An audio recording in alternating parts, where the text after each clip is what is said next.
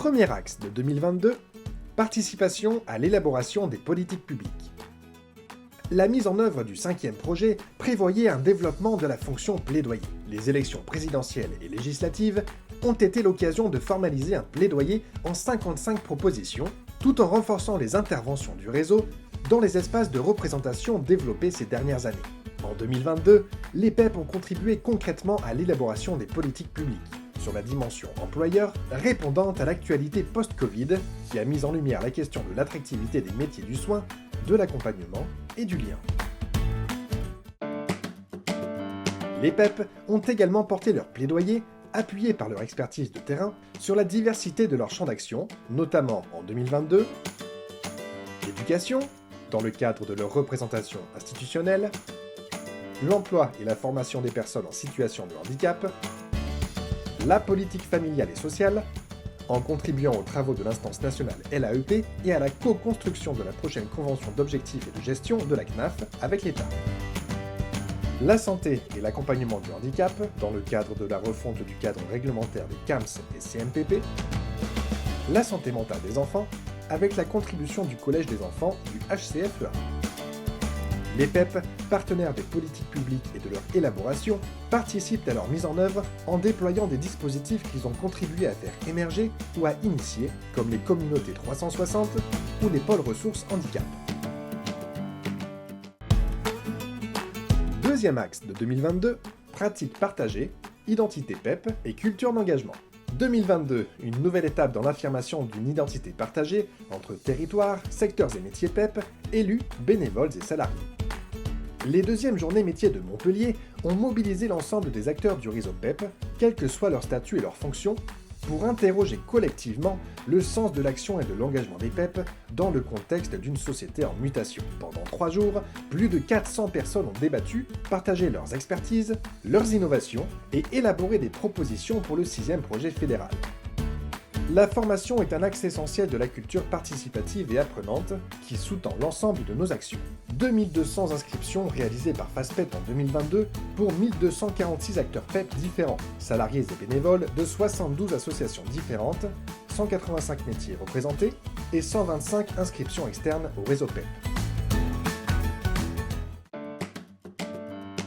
Parmi les projets finalisés en 2022, la charte d'accueil des mineurs non accompagnés adoptée lors de l'Assemblée Générale du Havre et le projet éducatif renouvelé pour la petite enfance, les petits PEP, ont été l'occasion de caractériser la spécificité des actions PEP. Les programmes laïcité et engagement, avec le mentorat et le SNU, transverses à nos différents secteurs d'activités et métiers, structurent l'identité PEP.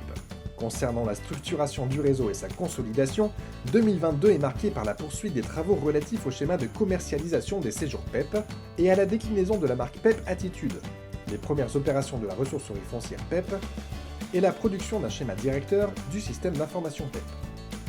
Notre structuration statutaire a été finalisée en parallèle du 5e projet avec la mise en place effective du Conseil consultatif des régions. Ce conseil a identifié des réussites et des freins au déploiement des ARPEP sur l'ensemble du territoire et a permis de dégager les axes indispensables à la construction efficiente de celle-ci.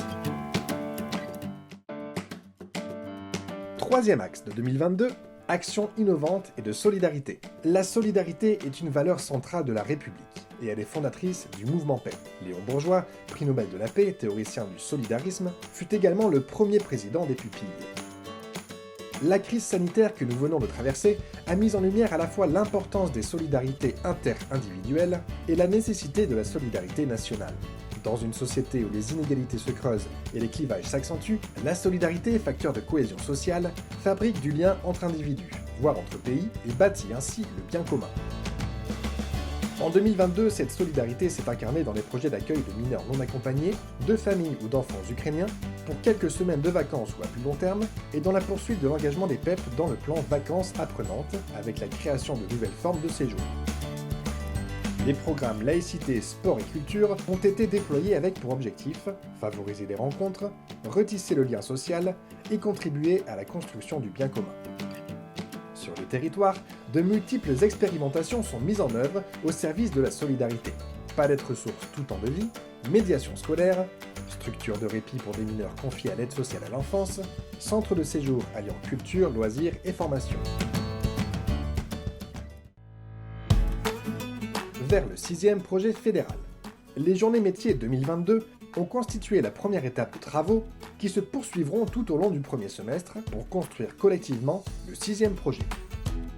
Ensuite, seconde étape, les réunions interrégionales programmées au premier trimestre, puis le rassemblement des présidents et directeurs généraux de Nancy. Tout au long du processus, l'ensemble du réseau PEP est invité à contribuer à cette réflexion collective avant la dernière ligne droite, l'écriture du projet et sa présentation à l'Assemblée générale de Dunkerque en juin 2023.